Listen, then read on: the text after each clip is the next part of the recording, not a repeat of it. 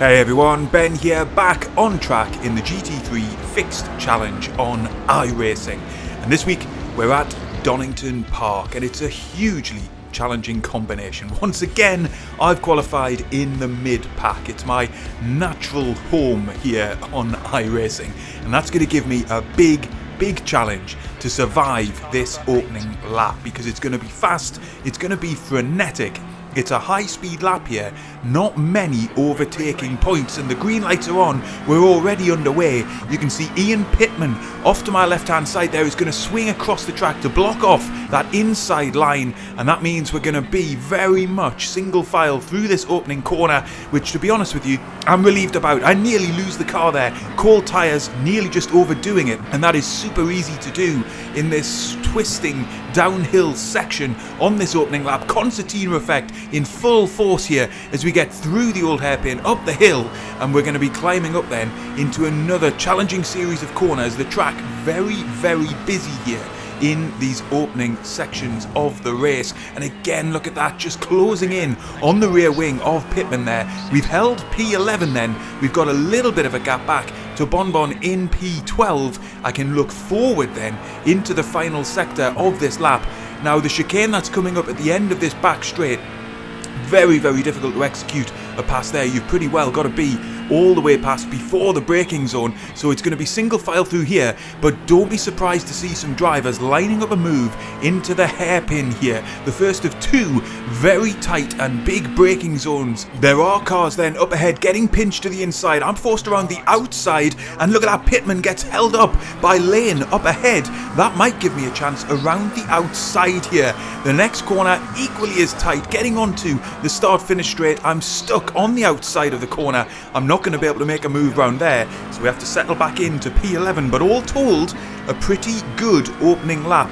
No damage, no incident points, and we're able to settle into our rhythm here. We rejoin the live action on lap 3. Now the gap is just building slightly to the drivers up ahead, but we haven't lost touch completely, and in actual fact there's a huge chain of cars up ahead, just up the road there. I'm anticipating something could kick off at any moment, and that will bring me back into close touch with Pittman up ahead. We're onto the back straight here once again, and there are already drivers side by side. Now, as I've mentioned earlier, that just simply will not work through this chicane. Coming up then, eyes peeled to see what happens. There's going to be a big cloud of dust up ahead as at least one driver was forced into the gravel there. Cars spraying out across the track, 2-3 cars wide here as we get into the heavy braking zone. There has been contact up ahead, 2 drivers off to the left hand side. That is going to give me both of those positions. Once again, Pittman checked up by Lane. That might give me another chance around the outside, but it's very difficult to execute a pass here.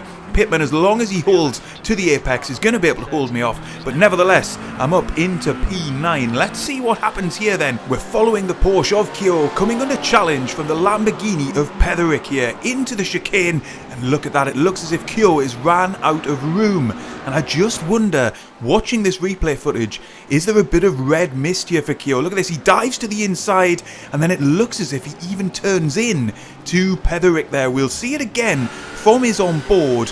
What do you think of this? Look at that. I'm not sure he's ever going to make that corner. The two come together. Both of their races ruined.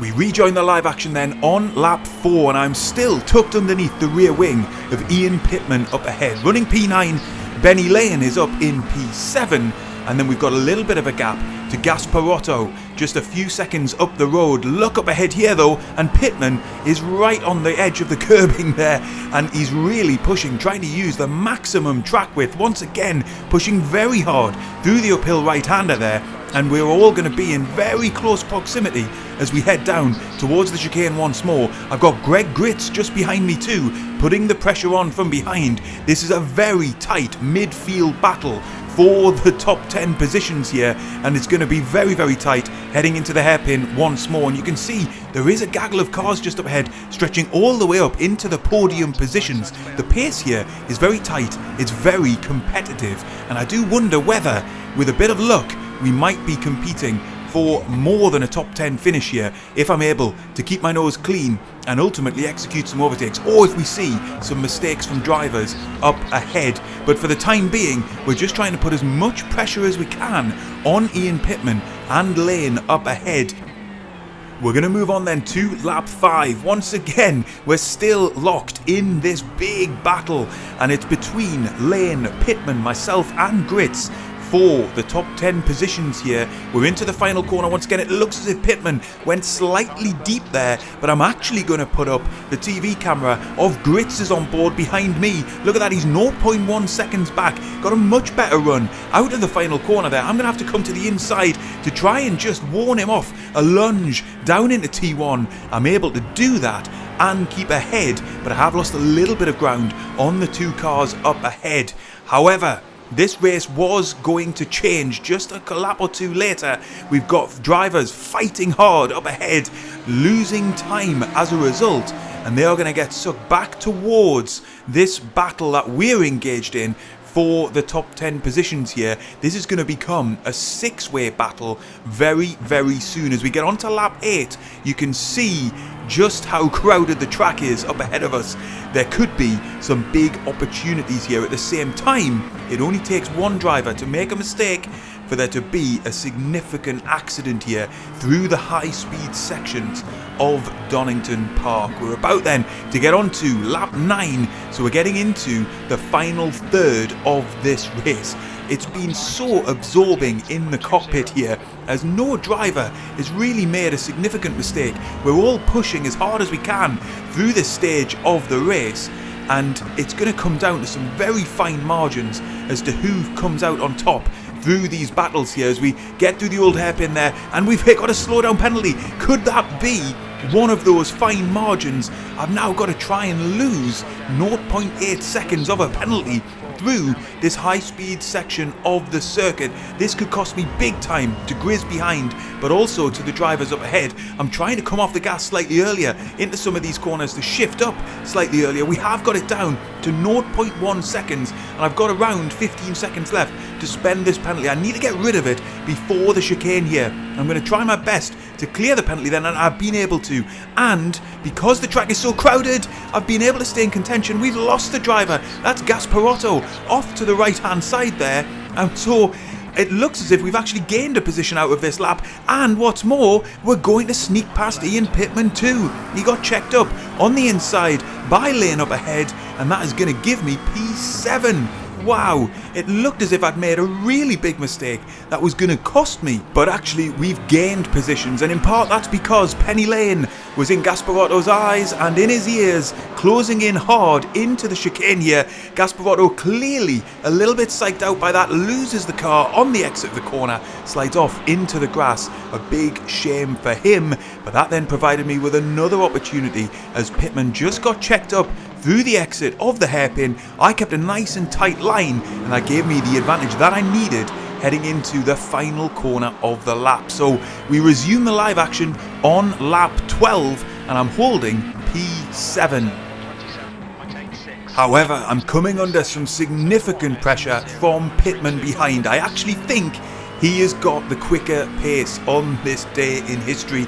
It's going to be really difficult to hold him off into these closing stages of the race. Probably just a lap and a half left now as we're just a bit slow through the corner there. Look on the TV camera at how much Pitman has closed in as we climb the hill. He's going to be alongside me as we hit the braking zone to the right-hander, but almost impossible to go around the outside there. But he will carry more speed on the exit, and I am feeling a little bit rattled in the cockpit at the moment.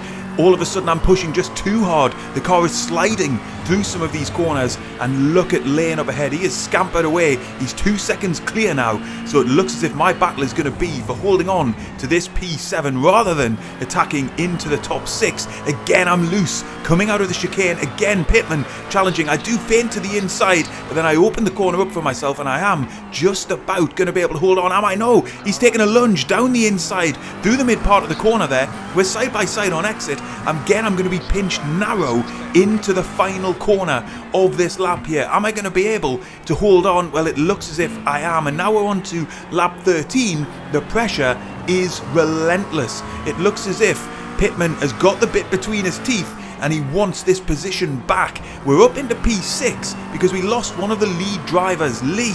Unfortunately, he ended up taking the pit lane. I don't really know why. We benefited from that, but can I hold on to P6 here, or am I going to be straight back to P7? Nearly side by side into the chicane again, pinch to the inside. That's going to slow me down on exit, and Pittman has got the advantage here. I'm not going to be able to close him off into the braking zone. He's going to have the inside line into the penultimate corner of the penultimate lap, and he's got the move done. Very, very good pressure from Pittman over the course of the last few laps. I've been setting personal best lap times quicker than I even went in qualifying, down into the 1 minute 27s, but ultimately not enough to hold Pittman off. I'm going to have to settle for P7 here unless he makes a mistake in the final corner. I did feint to the inside to just try and catch his eye in the mirrors. He wasn't having any of that. He's going to hold on to P6. I'm going to have to settle for P7. Wow, what an enjoyable competitive race that was.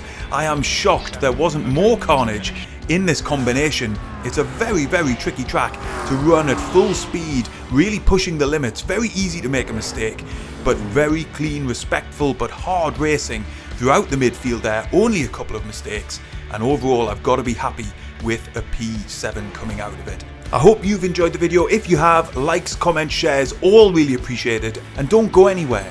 Click one of the race sessions up on screen now. I think you'll really enjoy them.